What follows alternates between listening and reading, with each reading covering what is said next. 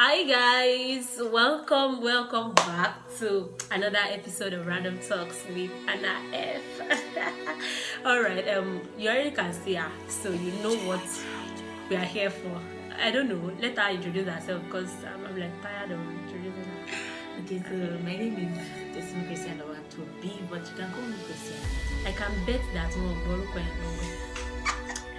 Okay, so my name is Christiana Oluwatobi, but you can call me Christiana Dee. Yes, you can call her Christiana Dee, and then she's back for the part 2 of boundaries in friendship. So we talked about boundaries in friendship some 2 weeks back. I think it's 2 weeks. So and then we had contributions, we had suggestions, we had questions, but a particular contribution stood out of everything. So I would like you to address that contribution. And the contribution, I don't know, I think I cannot put it word for word, but basically the contribution is a guy actually said he doesn't believe that an opposite sex should be in the inner court level.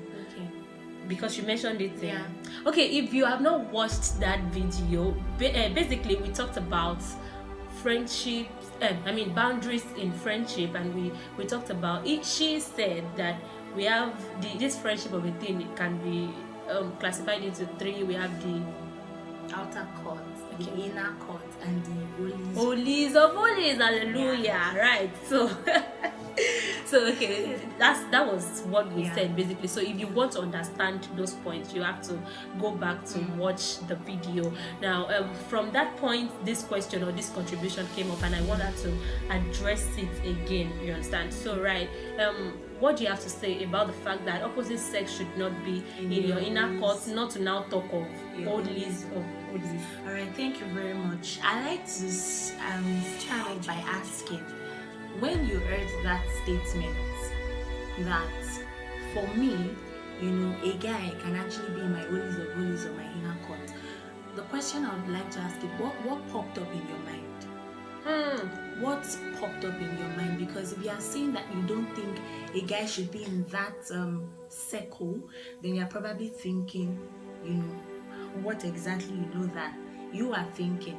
Now, so let me make it clear, and that is why there is a part 2, because we know that we need to extensively talk about some things.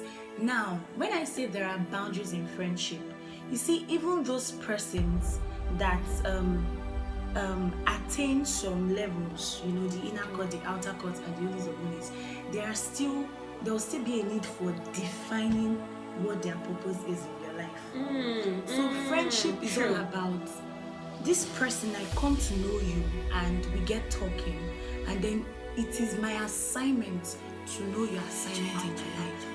So if I have Anna F as a friend, we just shouldn't keep talking. I should know what purpose is she serving.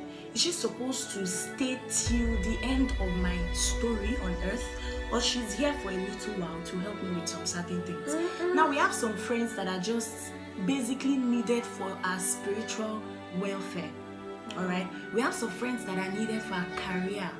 We have some friends that are needed for, there are several things that a friend can be a purpose to. You understand? So now, if I have a friend who is a guy, and I'm saying he's in my holies of holies, don't forget we mentioned that being vulnerable is very key in this friendship of a thing. So invariably, I'm saying that I'm very vulnerable with this my friend. The holies of holies is not it is not a literal thing that maybe you're in an enclosed place, a very deep corner that is dark. No, it is only figurative. Alright, so if I'm saying that I can have a guy in my holies of holies, that means I can have a guy that I can be completely vulnerable with. But even being vulnerable, we still have to define that vulnerability. Alright, so when it comes to physical vulnerability, as a guy, even as my friend that I am in a relationship with leading towards marriage, there is still going to be boundaries. Right? Because you are a guy. Alright, so if I'm saying that I can have a friend who can be in my holies of holies as a guy, then I am not speaking from that physical angle, which I believe you probably thought, or for you to say that it's not right. Alright, but also I like to also state that we all have our principles, right? But there are still some certain basic common grounds for everybody. Right. Okay. Right. So now I can have a guy that is a friend that is a guy, and he's my holies of holies. That means that now I was talking about identifying the purpose of the person in your life. So if I have known over time that this guy that I have is coming into my life for the purpose of ministry, I see him as a ministry partner. All right, so we are to do ministry together. Then I can be vulnerable to him when it comes to my ministry. All right, true. And also spiritually, if I know that this one is in my life for the purpose of my spiritual life and welfare, I can be vulnerable with him, spiritually. So that's what I meant when I said that a guy can actually be your holies of holies.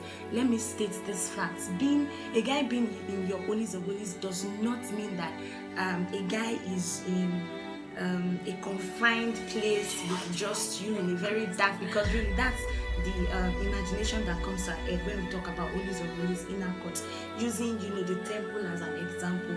So it's just figurative. And there was a part I mentioned in the video that I can have a guy sleep on my bed. Okay. And I believe nothing will happen. Okay. Again, this is not a general principle, all right? And I really do not know how to put this out for you to actually understand that it is possible that you have a friend. Like I said, if you have defined things, there are some certain male friends that I have that I know that we can't even have that thought, let alone act it. That's true. For example, as son of man, we can actually probably go for Jesus, we can go for maybe a ministration together, for instance, outside Ibadan, and then they lodge us together. If they not say sorry, this is the room, I cannot begin to say I cannot sleep. No, nothing will happen. It's so really, but I feel it's just personal, Sha. Right. If you know that you cannot handle it, you cannot handle seeing another lady sleeping beside, please don't do it. If you know that you cannot, that even though the lady is a stranger, but you cannot have somebody opposite sex sleep beside you and nothing happens, not even evil thoughts crossing your mind, then please don't do it. But I said that based on my own personal, you understand, perspective. All right. Thank you so very much. Yes, thank you so much. That was a good point. Those were good points. Now, disclaimer: whatever you hear us talk about on this video or on this channel, if I were the only one on the channel, know that it is basically my opinion and I am not forcing it on anybody. I just feel like we can learn together. So whatever you hear us talk about on this channel, it is basically our opinion, my opinion, our perspective. It does not necessarily mean that we are forcing things on you. We just wanted you to know that there is more to life than what you think, right? So having put that one out, let's move on, and we're going to be moving on to boundaries in relationship or boundaries in friendship for somebody that is married. As a man and you have friends either with opposite sex or same sex, should there be boundaries? And if there should be boundaries, what are those boundaries? As a lady, in fact, I just feel like that work is on us, like particularly married ladies. Like, I don't understand. When you get married, automatically the society expects that you do away with friendship, and then they begin to tell you something like, don't worry, I'm going to break some tables anyway. They'll begin to expect that. Something that I don't like to hear in my life is your husband should be your best friend, or your husband must be breaking tables. Should be your best friend. You wrote something like that on your status one day. There was this long conversation. In fact, it was long. I could not even keep up with the conversation because I was somewhere. But the little I read, I was like, oh God. Well, my thoughts are different. Like I said, opinions are different, really. So we are going to talk to that level of your spouse should be your best friend. Your spouse should be your friend. You don't need any other. So let's move. All right, so let's pick it from here. If you are married, let me use myself as an example. So I am married, and I have friends. Should there be boundaries? Wait, yes. We did not plan this thing, of course. That's what I was telling you that. So, should there be boundaries? Yes, there should. As a matter of fact, it is the seed that you have inside of you before getting married that you take into marriage that grows into the tree that we now begin to see the fruits. So now, if as a single person I have mastered the voice of boundaries, vulnerabilities, that is from the place of understanding one's purpose in my life and all, then when I get into marriage, it will just be a continuation. Right. Now, as a single person, have you noticed that most times this thing is probably common amongst we ladies? Okay, so I meet a friend, either a guy or a lady, but because there is so much, communication, and you guys are loving each other's vibe, in less than months or weeks, that person has already known some very deep feelings about you, and it becomes a mistake when this person actually is supposed to be in your life for just a little while. They might just be those that should be at the outer court, so there are some certain information they shouldn't have about you. So now, bringing it into marriage, if I've mastered that key of knowing who to divulge informations to, because really friendship is all about communication, right? Mm-hmm. So if I'm saying that you're my friend, that means there's something that keeps us bonding, and that is communication. So if we're now talking about boundary, that means we're talking about communication, because communication is what leads to other things. Do you understand? If we do not communicate, let's meet at so place, we will not meet. Do you understand? So everything boils down to what you now begin to talk about and the informations you divulge.